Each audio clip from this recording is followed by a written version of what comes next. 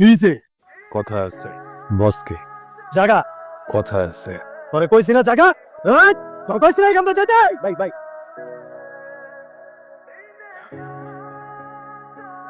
কি কথা? আপনার পোলাবেন নাম এখানে কি? যা ভিতরে যা। কি যেন কইতেছিলা? আমার সারা জীবনের কামাই কষ্টে জমানো 2 লাখ টাকা, কিছু মালপাতি কিনছিলাম। মালগুলো আপনার পোলাবেনেরা সব আটকে রাখছে। ওইটা বড় কথা না। হ্যাঁ ভাই, কোনটা তো শুধু ভাবতের কসম, খুব খারাপ লাগছে ভাই। হ্যাঁ, এটা একদমই ঠিক না। আমি সরি। আসসালামু আলাইকুম। 2 লাখ টাকা আমার গেল। আমি সব কিছু শুনছো? না মামু কিছু চলো। আরে মামু তুমি চলো না। ঝামেলা আছে একটা। দূর মা।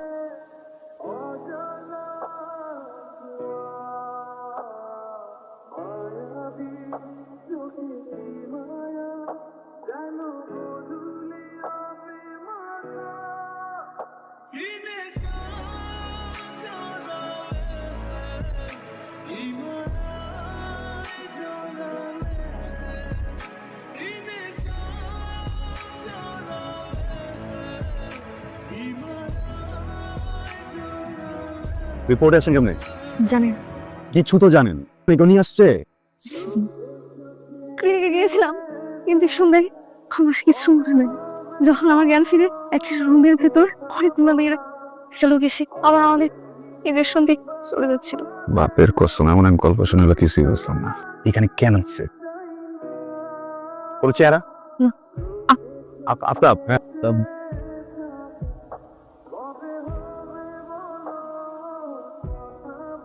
টেনশনে গেছি না, আমার পরিচিত। আপনি চলেন আমার সাথে, আমি সবকিছু নিজে করে দিচ্ছি। আমি বললে আর ডিস্টার্ব করবো না, চলেন। আমি যাবো না। কিন্তু চাইতে হবে। গুলি করে দিব মানে, দেখছো না? তুলে নিয়ে যাবো, কিছু করার নাই। আমি বলতেছি না। এই ভাই আমার বাপের কসম, আমি ইচ্ছা করে করি নাই। আপনাদের জিনিস আপনাদের ফিরে দিতে আসছি।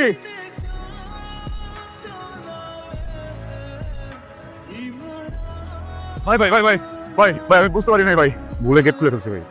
কোনো ঝামেলা ছিল না ভাই। ভাই ভাই ভাই ভাই ভাই ভাই ভাই ভাই গুলি করেন না ভাই, অনেক বড় বিপদে পড়ে যাবো ভাই। এইখান থেকে নড়িস না। বস, ভাইটাকে তো পাওয়া গেছে। ওই পোলাটাই নিয়ে আসছে। এখন পোলাটাকে কি করবো? ছেড়ে দিই। খানকির বলা, তাহলে তো আমাকে সব কিছু ফাঁস হয়ে যাবে।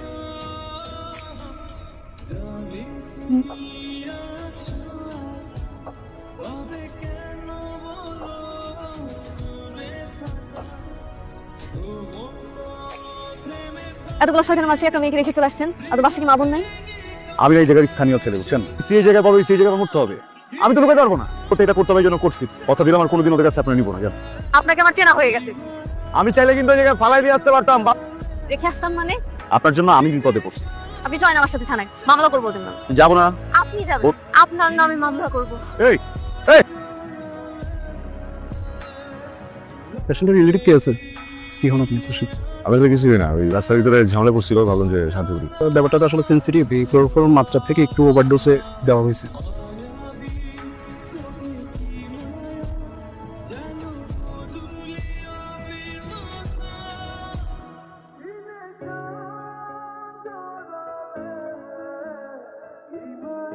আস্তে আস্তে গান বাপের আপনার খুঁজে যাবো না। কিন্তু একটা করছে কেন? রিজনটা কি? জানি না, আমার মনে হয় ওরা আমাদের পাচার করে দেবে।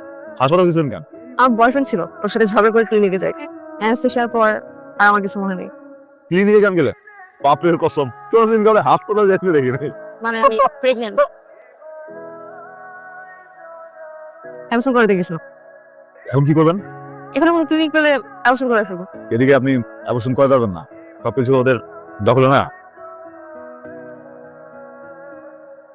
এই যে আপনারটা তুমি কি করলে কা? কই? এই দিয়া তুমি বারবার চোখ কেন মারতেছো? কোথায় আপনার চোখ টিপে মারছি? আবার হ্যাঁ, তো আপনার ওই যে বিষয়টা জানে না, বুঝছেন না? যাই না? হ্যাঁ ভাই, আপনার ওটা পিচ্ছি মনে হয়। আপনার বয়সে একটা মেয়ে আছে ওনার। কিন্তু উনি যে চোখ মারতেছিল। আর এটা তো বংশগত সমস্যা। আমার অনেক টায়ার্ড লাগতেছে, তো বালিশ ছিল ভালো। মানুষরা খাইতে দিলে শুইতে চায়। মাথা ব্যথা করতেছে আমার। সরি।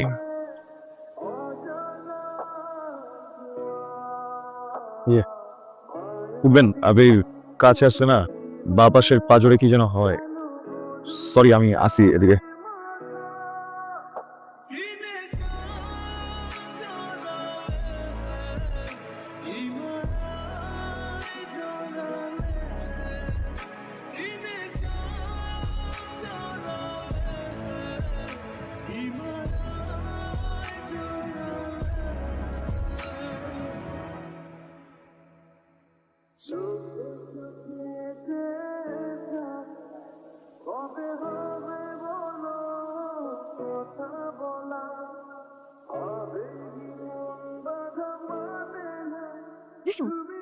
ওরেন মামু চল আর এই জায়গায় একটা সেকেন্ড সময় নষ্ট করে যাও। ঠিক আছে আচ্ছা ঠিক আছে। আমি যাবো না, যাবো না, আপনার সাথে যাবো। মাথা মুখা ঠিক আছে আমার সাথে যাবে আপনার বাপের কসম। তোকে 50টা মাইয়া দেখে আসছে রে আবার উদ্ধার করতে অবশ্যই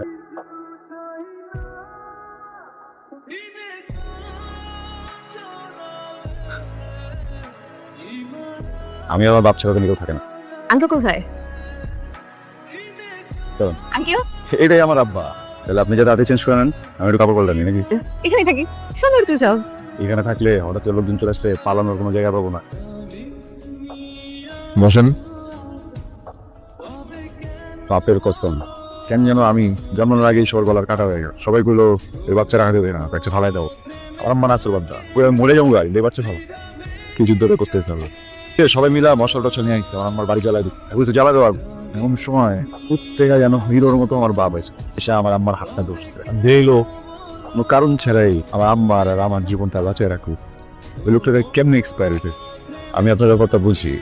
দেখেন মানুষ ভুল করতে পারে, কিছু কিছু মানুষের ভুল হইতে পারে। পেটের ভিতরে যে জীবন এটা ভুল না, এটা সন্তান। ওইগুলো উপরে কিন্তু বৈষ্ণব সৃষ্টিকর্তা দেয় উপহার মাইরেন না। আমি এই সন্তানের দায়িত্ব নিতে চাই, আপনার দায়িত্ব নিতে চাই, শক্ত করে আপনার হাত ধরতে চাই। জীবন চলে গেলেও কোনো তুমি হাত ছাড়েন না। আরে হবার কিছু নাই, মন থেকে বলি নেই।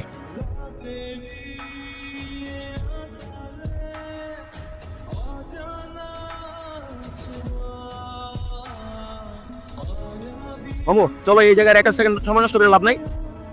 চলো। আপনি না বলছিলেন বাচ্চার দায়িত্ব নেবেন, কখনো হাত ছাড়বেন না, হাত তো ছেড়ে দিলেন। আপনার নামটা জানা হয় না? তানহা। রাফসান। বোটের রাস্তায় অনেক ঠান্ডা, বাচ্চার মা দুইজনের জন্যই অনেক ক্ষতিকারক। বাচ্চার বাবা অনেক কষ্ট পাবে। বাপের প্রশ্ন